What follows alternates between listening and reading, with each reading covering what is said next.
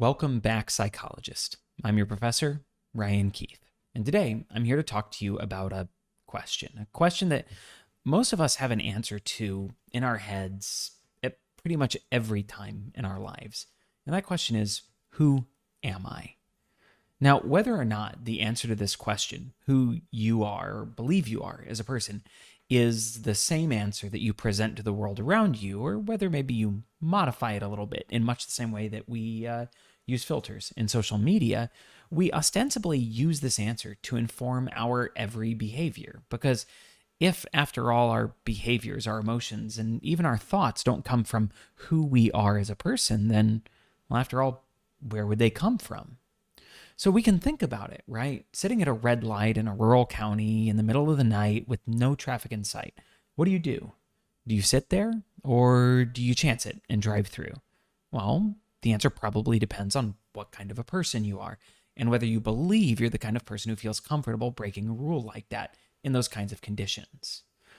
When you're sitting minding your own business and you overhear someone saying something unpleasant about somebody you care about, like a friend or a family member, what do you do? Do you stay quiet and mind your own business, or do you get angry?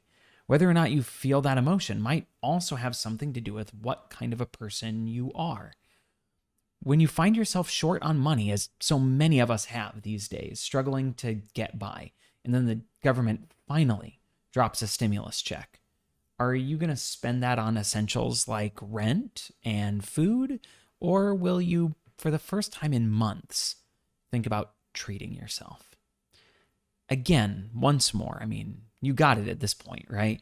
It all comes down to what kind of a person you are in your core, deep down inside, in your heart. For most of us, this is something that just, well, feels like it makes sense. I know what kind of person I am deep down inside. And if pressed on whether or not that's really the case, we can, of course, come up with examples after the fact to back it up. If I were able to use an example, for example, I might tell you that I'm an kind and generous person, and not just kind and generous, but incredibly kind and generous to the extreme. I am, in fact, the most kind and generous person that, well, I can think of. Let me give it a shot. Yeah, I can't think of anybody else more kind and generous than me. And if pressed, like I said, I could come up with numerous examples of times that I have been both kind and generous. And if someone were to call that in question, I might just direct you to my friends and family members, my mother, my wife. I'm sure if you were to ask them, would tell you about times in which I was also kind and generous. And if that weren't enough, I am at a complete loss for examples of times in which I was not both kind and generous, and when I was the opposite, selfish or cruel. And after all, if you can't trust me to tell you who I am, then who can you trust? Now, I know that I was playing that up a little bit, and you guys probably, like me, know plenty of people who are a little bit short on the self-awareness front. But it really does call into this question a little bit. If I could be wrong about just how kind and generous I am, well, how wrong could I really be? What if I'm not as accurate in my self-reflections as I'd like to believe? What kind of person would that make me? How reliable would I be? And what would you be able to predict about my behaviors, my emotions, or even my thoughts if deep down inside even I don't know who I am? This is the exact claim, the exact area that social psychology examines. This week, and really every week farther in the semester, we will be sitting at the core of a thing known as the person-situation debate, an argument that continues to rage in psychology today. Are you a certain kind of person that is consistent and predictable? You have certain qualities that follow you your whole life, and these qualities can be evaluated and measured. Or is it possible that you are a pawn that finds yourself in incredibly powerful but difficult to examine situations, changing moment to moment in incredible ways? This week, your readings, your videos, your podcasts share with you how really repeatedly and reliably social psychologists, sociologists, economists identify ways in which we are far less consistent than we would like to believe, changing all the time, and that we're largely incapable of identifying what kind of people we are, claiming attitudes and beliefs that bear only the slightest resemblance to our actual real world actions. Further, our material this week shows us not just how different our actions and behaviors are from the kind of people that we would like to believe we are, but about how those beliefs that we hold about ourselves change the way that we act. I mean, we're all familiar already in very real ways how this plays out.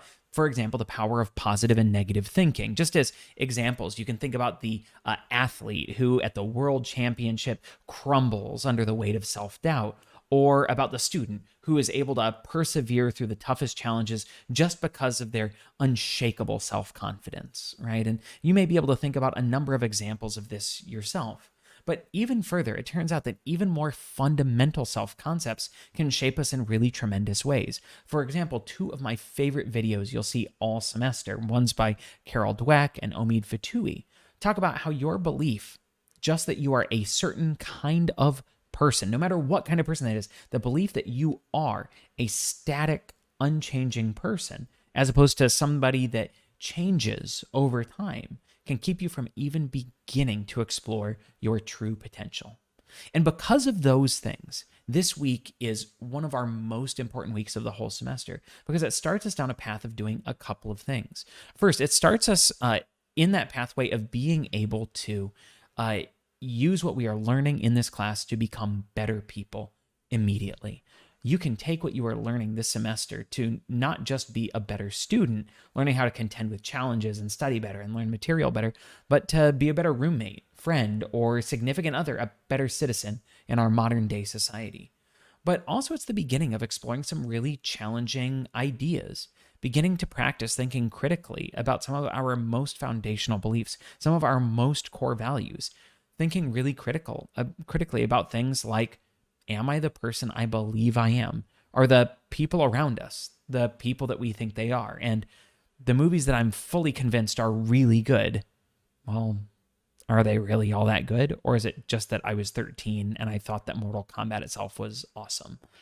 So as we move forward, I'm going to ask you to do your best to cast off the existential dread that comes from realizing that nothing, not the world around you, not the people, not even yourself, are the things that we think they are, and maybe try to have a little bit of fun learning about some really cool things.